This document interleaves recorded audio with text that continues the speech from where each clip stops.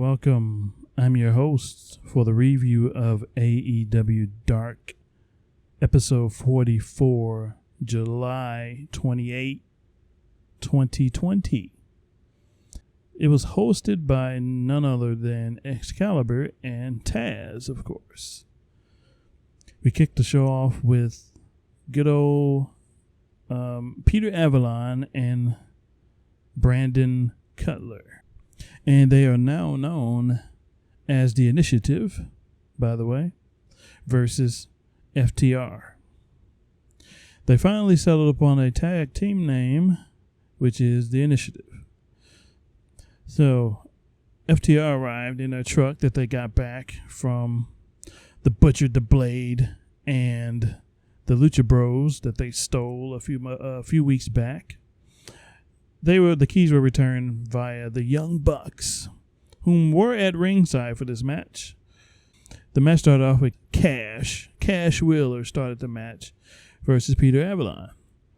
Worked over Peter a bit, then he quickly tags out to Dax Harwood. FTR used various distractions on Cutler. Cutler then uses his quick aerial maneuvers, then tags out to Peter. Avalon then distracted Aubrey a bit, and FTR couldn't capitalize on a count. He got a 1 count. Lita later tried to distract Dax with a book, but to no avail. Avalon got a hot tag, used a springboard moonsault for a 1 count, I believe. FTR later hit their Nightbreaker double team power driver maneuver on Avalon for the win. It was a nice finish, and FTR later shook the hands with the Bucks at the end of the match. And it seems that all is well between the Bucks and FTR for now.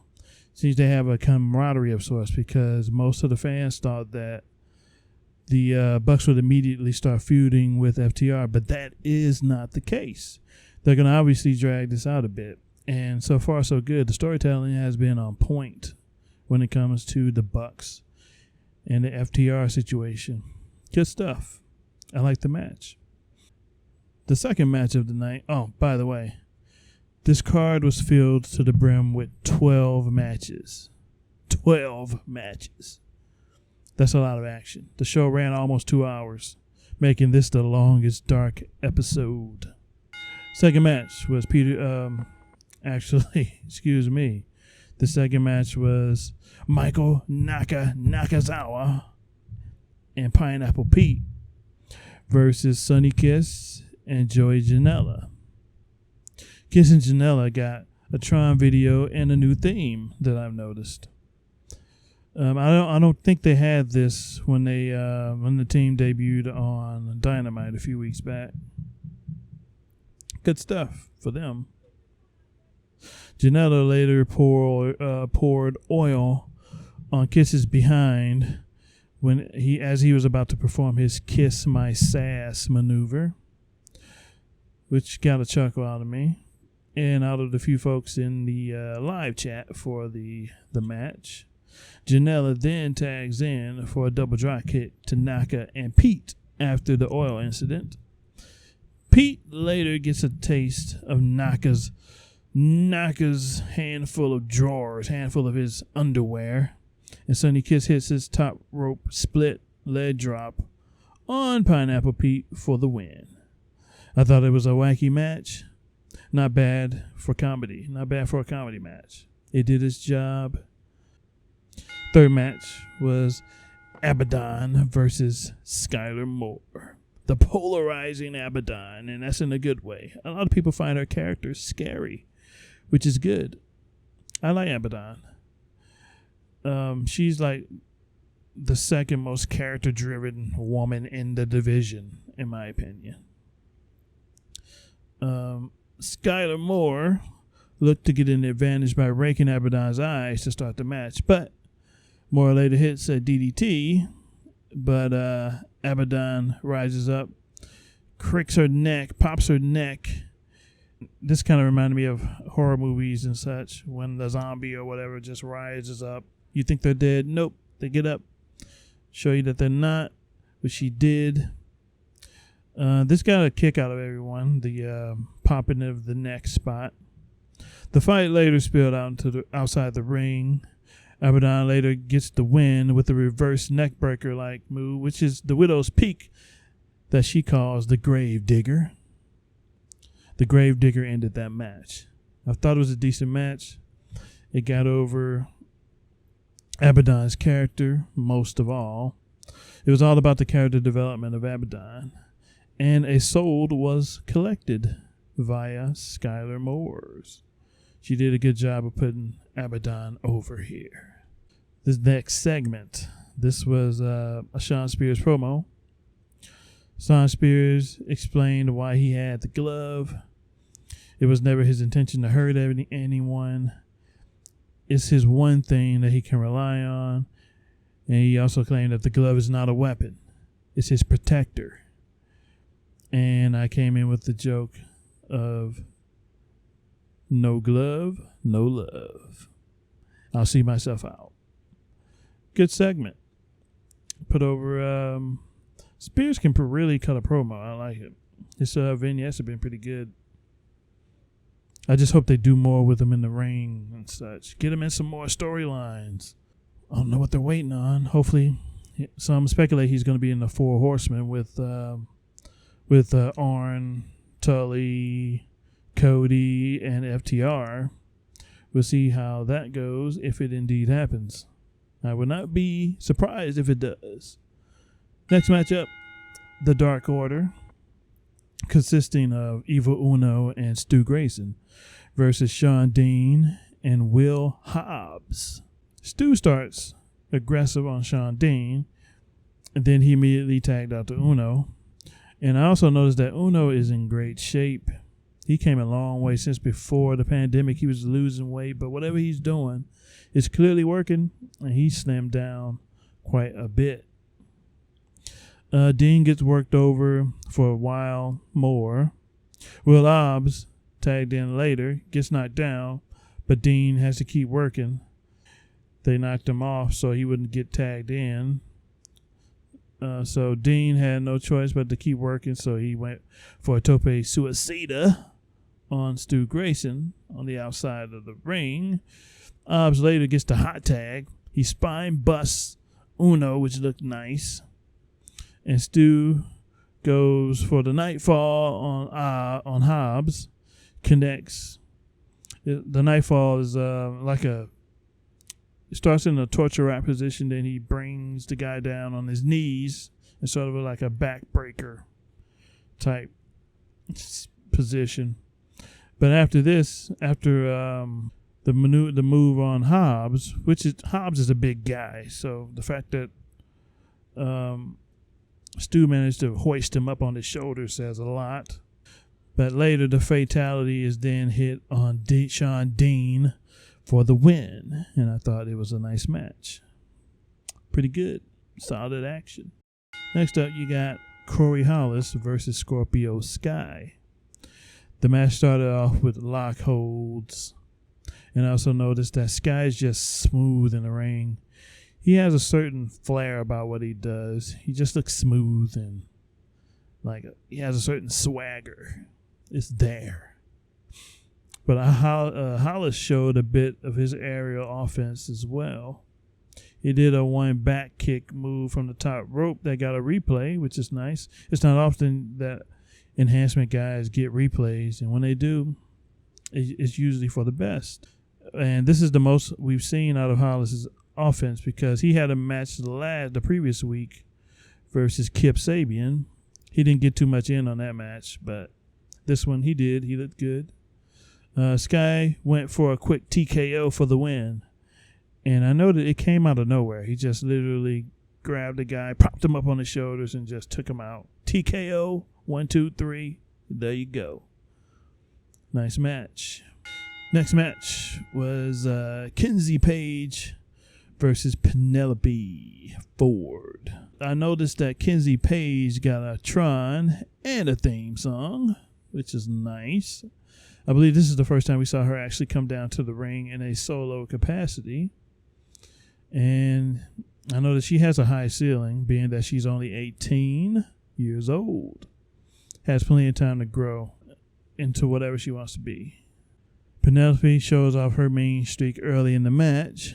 Kenzie showed layers of her own aggressiveness.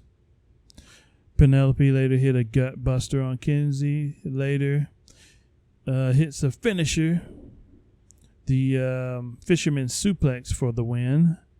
And I noted that Penelope Ford could use a new finisher.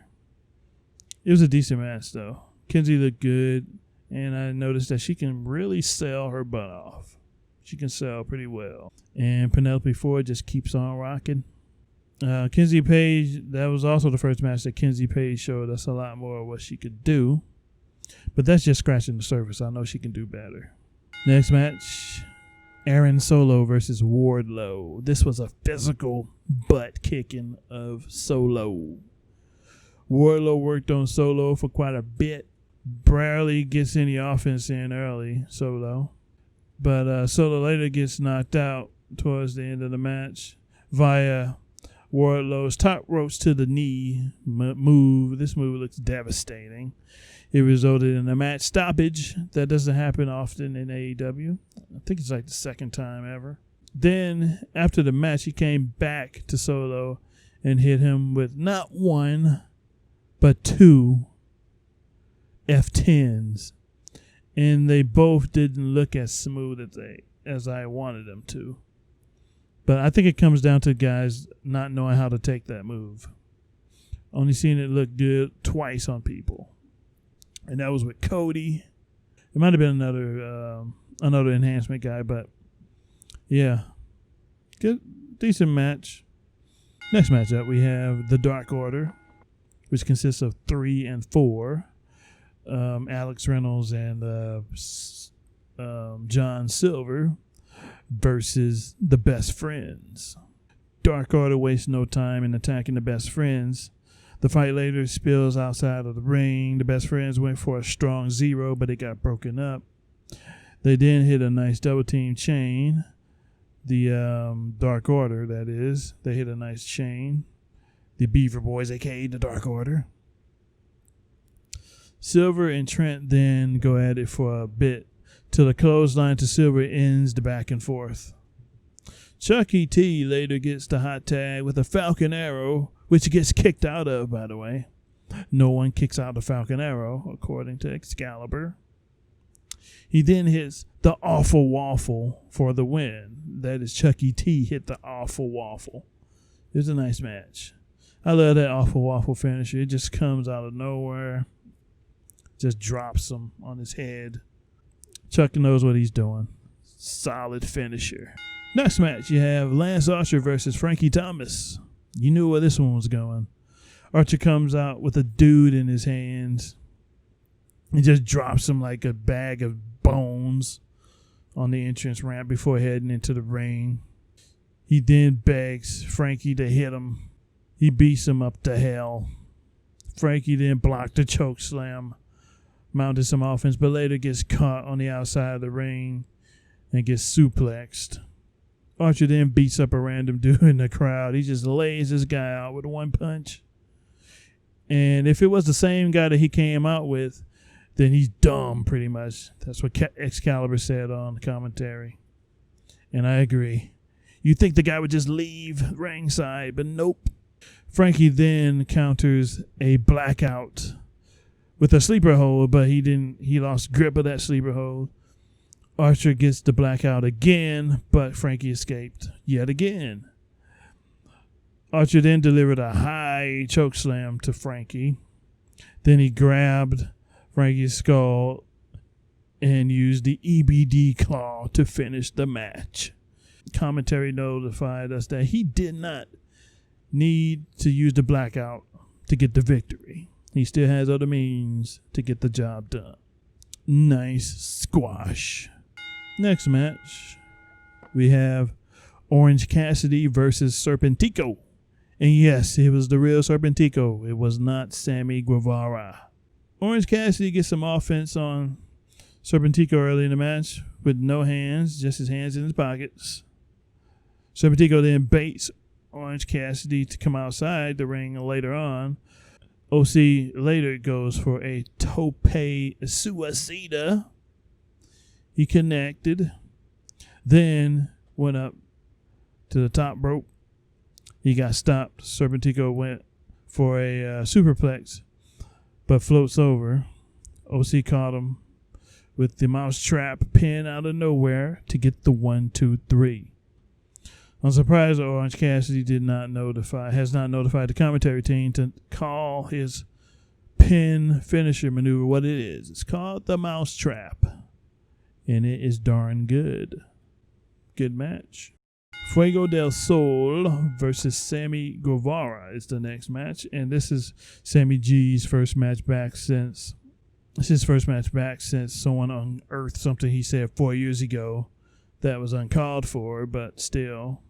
The match kicked off with some holds. Fuego hit a Northern Lights, but Sammy kicked out. Fuego then springboards, but Sammy hits him with the knee for a 2 count. Then Sammy flips Fuego outside of the ring, but it was a bit ugly.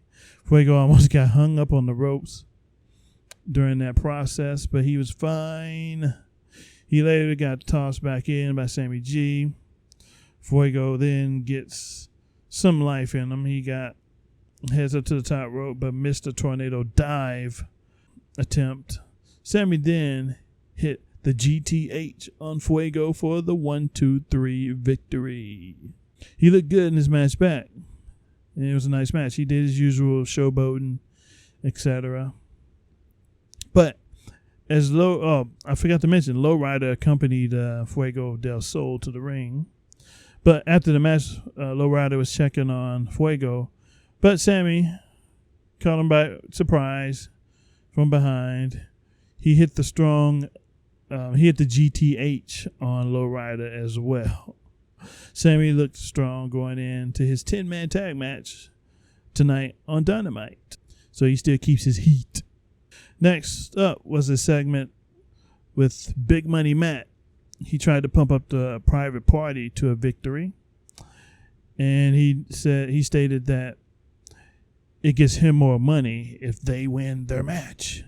And Private Party then proclaimed that Big Money Matt is such a dick. He means well, but it doesn't come off in an endearing way. But said match was up next. SCU versus Private Party versus Santana and Ortiz of the Inner Circle.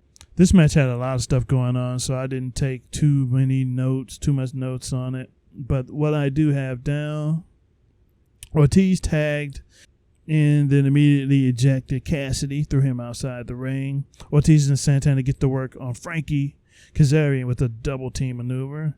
Kazarian then tags in Daniels as he gets to work on Santana with his partner Kazarian. Mark Quinn made a blind tag in on Ortiz. Quinn goes in on Daniels with a Hurricane Rana, step up Hurricane Rana. Private Party then double teamed Chris Daniels. Cassidy then gets tagged in but cradled for a 2 count. Then Ortiz blind tags himself in. Chaos then breaks loose. I failed to keep track of what's going on. Daniels later tags in Quinn because Kazarian wasn't available on the ring apron for a tag. So he takes out the Inner Circle on the outside, Santana and Ortiz. They got taken out. Then he tags in Isaiah Cassidy. They then hit the silly string on Ortiz, I believe. Private Party hits their double team aerial moves for I don't think it got a count because the referee was pulled out the ring, and the match gets more chaotic. Moves happen all over. Quinn is low blowed by Ortiz and rolled up for the 1, 2, 3 victory. They look strong going into the 10-man tag. And I thought it was a nice match, even though a lot of stuff was going on. Action-packed. So this keeps Santana and Ortiz looking good going into their match on Dynamite tonight. I thought overall it was a solid episode of Dark. It was almost 2 hours in length. And it gets me more pumped for tonight's episode of Dynamite, which should be good as well. And it will be live. And there is your AEW Dark July 28, 2020 edition, episode 43. And I'd like to thank you for listening / watching, and hope you join me for the next review. Talk to you later. Adios.